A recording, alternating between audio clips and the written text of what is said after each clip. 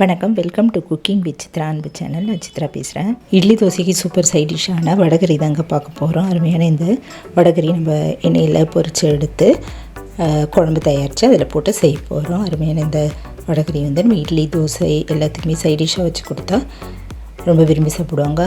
ஒரு சூப்பர் டேஸ்ட்டாக இருக்குங்க. இட்லி தோசைக்கு மட்டும் இல்லைங்க, சப்பாத்தி பொங்கல் இதுக்கெலாம் கூட சைட் டிஷ்ஷாக வச்சு செஞ்சு கொடுத்தா சூப்பராக இருக்கும். அருமையான இந்த வடகரி நம்ம சென்னை ஸ்பெஷல்னு சொல்லுவாங்க. சைதாப்பேட்டை ஸ்பெஷலான இந்த வடகரி எப்படி செய்யலான்னு பார்க்கலாங்க. இதுக்கு என்னென்ன தேவைன்னு பார்க்கலாம். இப்போ இதுக்கு 2 தக்காளி, 2 வெங்காயம், இஞ்சி பூண்டுலாம் அரிஞ்சு எடுத்து வச்சுருவோம். பச்சை மிளகாய், கருவேப்பிலை இதெல்லாம் பொடியாக அரிஞ்சு எடுத்து வச்சுக்கலாம். இப்போ 2 மணி நேரம் முன்னாடியே நான் கடலைப்பருப்பு தண்ணியில் ஊற வச்சுருந்தேங்க. தண்ணியெல்லாம் வடிய விட்டுட்டு நம்ம ஒரு மிக்ஸி ஜாரில் போட்டுக்கலாங்க. கூடவே 2 பீஸ் அளவு இஞ்சி, உப்பு ஒரு 1/2 டீஸ்பூன், ஒரு வரமிளகாய் போட்டு நல்லா கொரன்னு இது போல் அரைச்சிக்கலாம். இது கூடவே ஒரு வெங்காயம், கருவேப்பிலை, கொத்தமல்லி, 1/2 டீஸ்பூன் சோம்பு இதெல்லாம் போட்டுட்டு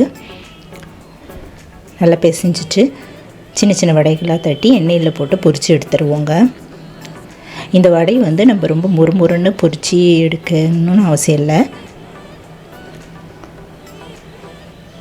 கொஞ்சம் மீடியமாகவே நம்ம ஃப்ரை பண்ணி எடுத்துருவோங்க. மசால் வடை பண்ணுற மாதிரி பண்ணிவிட்டு பாதி நம்ம இது போல் எடுத்துருவோம். முறுமுறு ஆகிறதுக்கு முன்னாடி ஸ்டேஜே நம்ம எடுத்துருவோங்க. இப்போ இந்த வடைகள்லாம் நல்லா ஆறுனதும் நம்ம கைகளில் இது போல் மசிச்சிடலாங்க. ஒன்றும் பாதியமாக மசிக்கிடலாம். இது போல் எடுத்து வச்சாச்சு. இப்போ கருவேப்பிலை, கொத்தமல்லி, தக்காளி, வெங்காயம்லாம் அரிஞ்சிட்டாங்க. பூண்டு ஒரு 5 பல் பூண்டு பொடியாக இது போல் அரிஞ்சிக்கலாம். தனியாத்தூள் 1/2 டீஸ்பூன், தனி மிளகாய் தூள் 1 டீஸ்பூன், 1/4 டீஸ்பூன் மஞ்சத்தூள், 1/4 டீஸ்பூன் கரம் மசாலா தூள் எடுத்துப்போம். இஞ்சி பூண்டு விழுது, 1/2 கப் அளவு தேங்காய் பாலும் நம்ம பிழிஞ்சு எடுத்து வச்சிடலாங்க.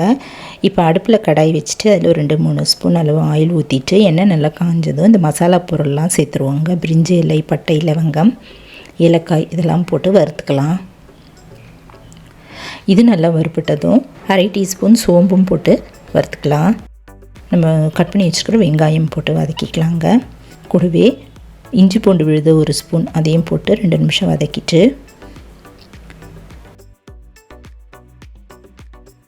இப்போ அரிஞ்சு வச்சுக்கிற கருவேப்பிலை, பச்சை மிளகாய், பூண்டு இதெல்லாம் போட்டு வதக்கிடலாங்க.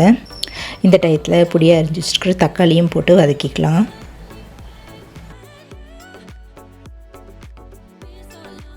இந்த தக்காளியெல்லாம் கொஞ்சம் மசிகிற வரைக்கும் நல்லா வதக்கிடலாங்க. போகிற அளவு மசிஞ்சிருச்சு.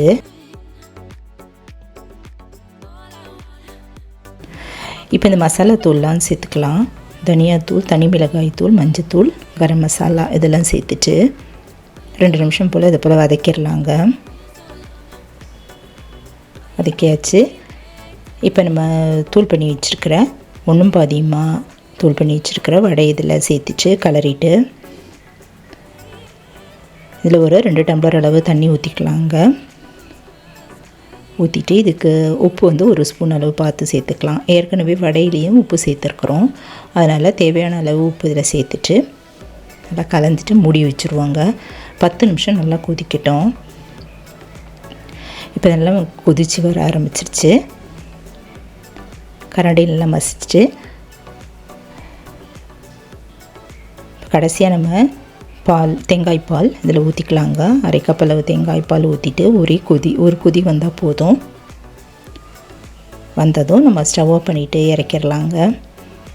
மேலே கொத்தமல்லி தழைகள் இருந்தால் தூவிட்டு இறக்கிடுவோம். அருமையான வடைகறி தயாராகிடுச்சு. சூப்பர் டேஸ்டான இந்த வடைகறி நீங்களும் இந்த போல் ஒரு முறை செய்து பாருங்கள்.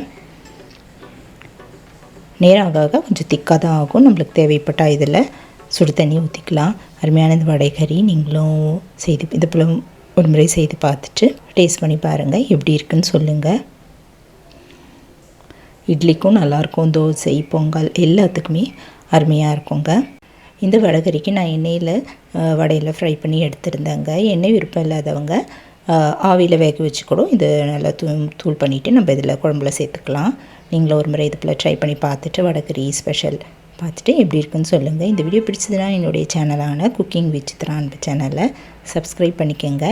கூடவே பக்கத்தில் இருக்கிற பெல் ஐக்கானையும் கிளிக் பண்ணிக்கோங்க. தேங்க்ஸ் ஃபார் வாட்சிங். நம்ம அடுத்த வீடியோவில் பார்க்கலாம். நன்றி, வணக்கம்.